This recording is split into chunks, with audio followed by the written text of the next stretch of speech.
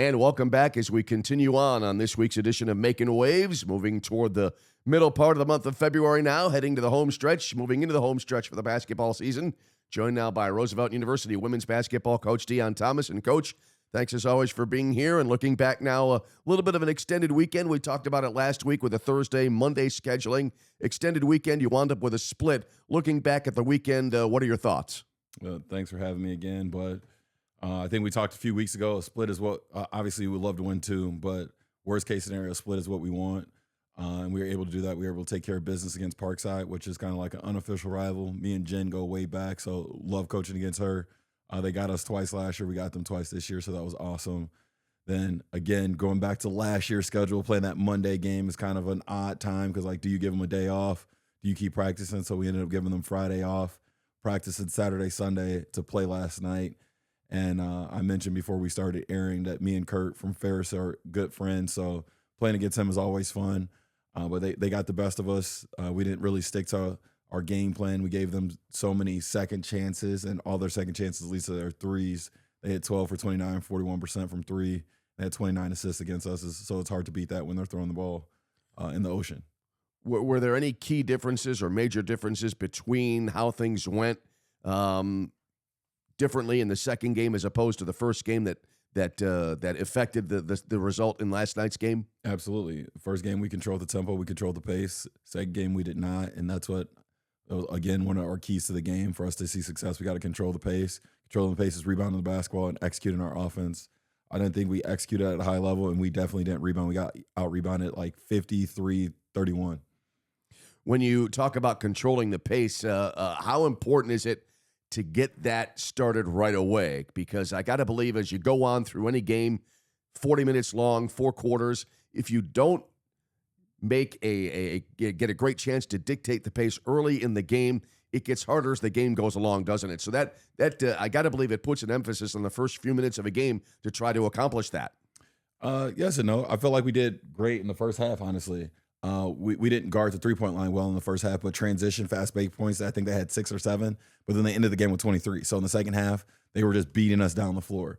So they wore us down. They're a team that subs quite a bit. They play 12 girls.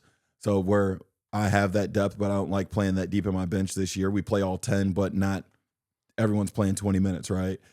So they kind of wore us down in that regard. So I wouldn't say it's very important to establish it early, but when you can minimize transition points, it's huge. We gave them 23 points in transitions, 24 points off second chances. Then again, I told you they hit 12 threes. So just basic math, that's how they beat us. Like, you know what I mean? Where we give up 81 points and they get 60-something off of the things we talk about we can't give up. Going back to the Parkside game, it sounds like as well that all those things that you're talking about as far as the Monday night defeat went, they went in your favor in the Parkside game, and it came out with a good result. Absolutely. I don't know if there's any fast break points that game. Like, you know what I mean? The game was in the 50s. So we were able to control the pace where they wanted to press us. We didn't turn the ball over. Then we came down. We made them guard us. Then we made them play half-court basketball. So we controlled the pace in that regard when teams like Ferris, Grand Valley, Parkside, they want to play a little bit faster. Davenport, they want to play faster. And unfortunately, this year, I don't have the group that thrives when we're just playing kind of just in controlled chaos.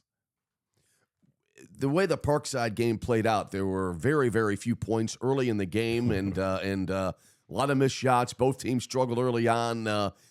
Is that something that I don't know that it's right to say you expect to happen, but it's something that obviously you know can happen? Is there anything that you do in a situation like that early in the game to try to adjust and kind of change things around? No, great question. Like, if we're missing shots, hopefully they're missing shots, so we got to defend, right? So eventually the ball has to drop, but as long as we're defending, we have a chance. Our adjustments, we made defensive adjustments, not offensive adjustments, because both teams were getting great looks. Like Parkside was getting wide open looks. They were just missing shots. Same with us. So there's just some days where the ball's not going in the basket. I think the halftime score was 20-15. Then we ended up scoring 24 points in the fourth quarter or something like that. So we just waited our time. Then eventually we got to the free throw line, shots started falling and stuff like that. So no true adjustments. We just tweaked what we were doing defensively because, like I said, they were getting shots. They just weren't falling. They were getting good looks, in my opinion. Is that a situation where, in the end, just patience pays off. Eventually, it'll turn around with regard to the shooting, and it sounds like that's what happened, where just battle through it, be patient, and then eventually things will turn around. Yeah, absolutely. I mean, you do it every single day. You shoot those shots every single day. Eventually, trust the process. The shots will fall, and eventually they did for us. And again, our shots fell by us getting to the free throw line and watching free throws go in. So when you're struggling shooting, don't just keep shooting threes. We're able to get to the rim, draw fouls, and see the ball going from the free throw line. And again, like I said, Parkside did a great job. It was a very low-scoring game. It was just defensive matchup back and through. So it was always fun to play against them. Had to be a real satisfying victory as well, because as we talked about in the weeks leading up to that game, you go back to the New Year's Day game where Marie hit the winning shot at the buzzer. And so that obviously provides motivation. Parkside, as you've been talking about as well, that game kind of turned them around a little bit. They started playing a little bit better coming into the ball game, so it had to be a real satisfying win. Absolutely. They went on a stretch, I think, through like 6 games where they were averaging 90-something points.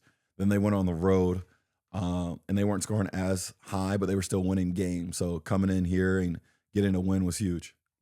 Now you look at the overall situation in regards to where this team stands right now. How do you assess that? I think we're tied for 7th in the conference right now. I think we have six games left. Obviously, Grand Valley being 1, the other 5, I think that's just not a great matchup for us. So we're going to compete, do the best we can. But I think we can, if we do some things right, we can surprise them. They're coming off their first loss of the season. But the other 5 games we have after that, I think we match up better. So I think we can move up to maybe 6th, maybe 5th. If the other teams have to lose, and we have to win, of course. Sounds like you feel that the stage is set for you to have a really good finish and get some great momentum as the season's end approaches. Absolutely, absolutely. And, of course, just looking at standings and, like, the way parity and different things like that, you kind of don't want to be the 8th or the 7th seed. Like, 2 weeks ago, I was just thankful. Like, I want to be the 8th seed. I want to get in. Now that I think we're in, you don't want to be the 8th. You don't want to be the 7th. You don't want to see Ferris or Grand Valley in the first round. You want to see a Northern or Wayne State or even a 4-5 matchup where, like, just one of those games where I think we just match up better personnel-wise. Sounds like as the season has gone along the last couple of weeks, obviously the top priority getting into the postseason, but once you felt that you had that taken care of, now you want to get maybe a little bit greedy and move up as best you can. Absolutely. And it's not a for sure thing that we have it, right? I just feel like after getting that Parkside win, it gives us a better chance. Like, if we can beat Davenport, who we're tied with, we have a tiebreaker over them. So, you know what I mean? So I think we bump to that 7, then we take care of business. We knock off 1 or 2 other teams. I think no matter what, we'll get in there. But again, that's what I said, if we win like 3 or 4, rather than just 1 or 2, that can move us up anywhere from 8th to 6th or 5th, depending on who wins and who loses, based off of just how everyone's parity finishing out the last 6 games here. Always just take it one game at a time. Absolutely. Try to climb the steps on the ladder to get where you want to go. Absolutely. And the next game is Grand Valley, and that should be a fun one. Playing at their place is always a treat. But like I said, they just came off their first loss in almost 360 days. So it's going to be a for sure battle. But if we take care of the ball and keep them off the glass, very similar. Make them play half-court basketball, we have a chance. And I think we did that when we played them 2 weeks ago, it feels like now.